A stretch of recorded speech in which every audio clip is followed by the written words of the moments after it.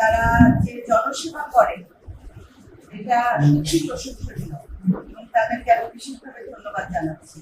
কারণ আমরা জাতীয়তাবাদী দল, আমার আব্বা জাতীয়তাবাদী দলের ভাইস প্রেসিডেন্ট হিসেবে পালন করেছেন এবং এই আদর্শের রাজনীতি, জাতীয়তাবাদী দল বিএনপির আদর্শের রাজনীতি আমরা ফরিদপুরে শক্তিশালী করেছে আমার আব্বা, তার সাথে আমি ছিলাম। এবং রাজনীতি আমরা করি, কিন্তু সকল যে রাজনীতিবিদ আপনারা দেখেন তাদের চেয়ে আমাদের পরিবারের রাজনীতিটা একটু ভিন্ন। আমরা মানুষের সেবার রাজনীতি করি, মানব সেবার রাজনীতি করি। আমাদের প্রথম কাজই হলো মানুষের জন্য করা। আমাদের পরিবারের আপনারা জানেন আমার দাদা ইউসুফ আলী চৌধুরী মোহন মিয়া, উনি এদেশ এই ফরিদপুরের মানুষের জন্য কি করছেন, এবং আমার আব্বা চৌধুরী কামাল ইবনে ইউসুফ, এই যে 250 বেড মেডিকেল কলেজ, এটা হ্যাঁ এখন বাস্তবে উনি প্রথমে প্রতিষ্ঠা করছিলেন। আমার এটা করেছিলেন ফরিদপুরের বাসীর এই চিকিৎসার জন্য। আগে কিন্তু এত বড় হাসপাতাল ছিল না, এরপরে অনেক হাসপাতাল হয়েছে, ডায়াবেটিস হাসপাতাল, শিশু হাসপাতাল। তো এই চিকিৎসা ক্ষেত্রে আমরা সবসময়, আমাদের দল এবং আমার আব্বা সবসময় ফরিদপুরবাসীর পাশে ছিল। আপনাদেরকে আমি বারেবারই বলবো, দেখেন আমার চাচাতো ভাই ও ফাইলেন ইউসুফ, ও আসছে কষ্ট করে ঢাকা থেকে, আরেকটা লায়েন্স একটা ওই ফ্রি চক্ষুর একটা ইয়ে করছিল, একটা আমরা প্রোগ্রাম করেছিলাম, তখন প্রায় 100 জনের মতো ঢাকায় ক্যাটারাক্ট অপারেশন করছে আমরা, এবং চশমা বিতরণ করছিলাম এবং চিকিৎসাও দিচ্ছিলাম। 1200 লোক, তারও মানে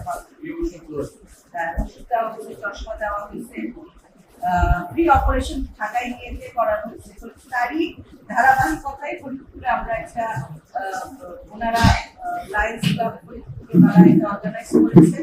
তো আমি মানুষের সেবার যে কোনো কাজ আমি সবসময় সেই প্রতিষ্ঠানের সাথে থাকবো এবং আমাদের দল জাতীয়তাবাদী দল বিএনপি এবং এর অঙ্গ সংগঠন মানুষের যে কোনো কাজে আমরা আপনাদের পাশে থাকবো।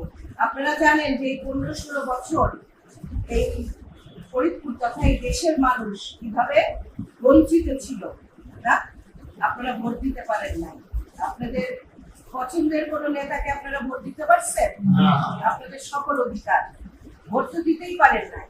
তারপরেও কথা বলার অধিকার ছিল না, কথায় কথায় জেল জুলুম, হ্যাঁ এইসব চলছে। তো আপনাদের আমি এতটুকু অনুরোধ করবো, আপনারা এখন সাবধান থাকবেন এবং সচেতন থাকবেন এবং সতর্ক থাকবেন।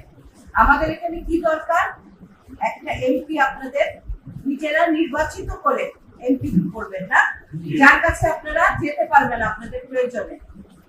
তো আপনাদের আমি বলবো যে এখন সময় আসছে, আপনারা ধানের শীষে সেই এমপিকে আপনারা নির্বাচিত করবেন, এটা আপনাদের প্রয়োজনে। ফরিদপুর মেডিকেল কলেজ, অন্য সব প্রাইভেট গুলোর সাথে প্রত্যেকটা সভাপতি আমার আব্বা ছিলেন। কিন্তু কেন ছিলেন সে আব্বা? আব্বা শুরুতে আমার বড় চাচার শুরুতেই এখানে সব সহযোগিতা এনে দিতে পারছে থেকেই আজকে এই প্রাইভেট সেমি প্রাইভেট ইনস্টিটিউশন গুলো এখানে হয়েছে, প্রতিষ্ঠানগুলো হয়েছে। তো ঠিক সেইভাবে আমরাও আসলে চেষ্টা করতেছি। গত 17 বছর আমার নয়া বাবা দেখেন কিভাবে আমরা ক্ষমতায় ছিলাম না, আমার চাচারা সে কিভাবে করে ধরে রাখছে, আমাদেরকে সে বারবার ডাকছে। সে ধরেন রাজনীতি, চারদিকে রাজনৈতিক নিয়ে ব্যস্ত থাকে, সে আমাকে বারবার বলছে যে ফারিয়া তুমি আসো, এগুলো একটু দেখো, এগুলো আমাকে একটু সহযোগিতা করো। তো আমি সেইভাবেই আসছি, তার পাশে এসে দাঁড়াইছি যেন আমি এই জিনিসগুলোকে তাকে সহযোগিতা করতে পারি। আপনাদের সেবা, আপনাদের যেন আমি বেশি করে আমরা পরিবার থেকে আরো বেশি করে দিতে পারি। তো